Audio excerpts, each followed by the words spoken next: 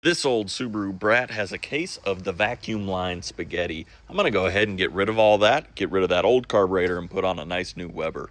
Due to emissions and everything else going on in the late 70s, this thing has all sorts of vacuum lines and weird old systems that are kind of outdated and don't really work that well, including that old charcoal canister. But with the Weber, we only have one vacuum port and we can delete basically all of these emissions control devices. Now, I could do this all with how it sits in the car. However, I have a spare intake.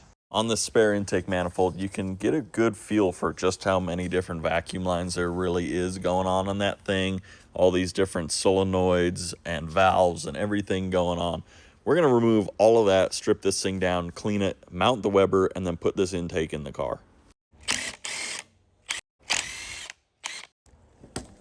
Oh, it pulled the whole port off. With all the lines disconnected, this whole vacuum port manifold can come off of there, go in the garbage. Now this old junker can come off of there, and we got a nice clean intake.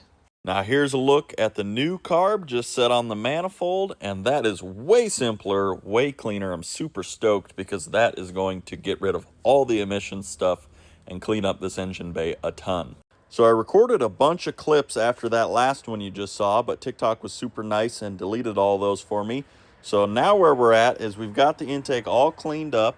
I kind of gasket matched this port there. I didn't go too close because there is a water jacket there on that side.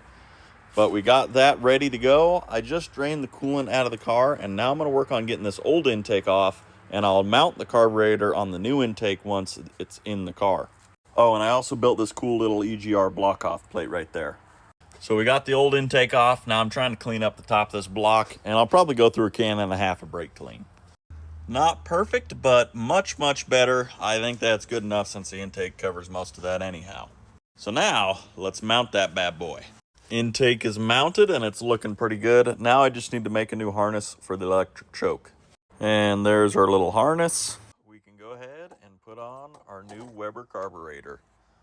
Looks like if I ever need to do plug wires, the carburetor has to come off. And there we have it. It's completely installed.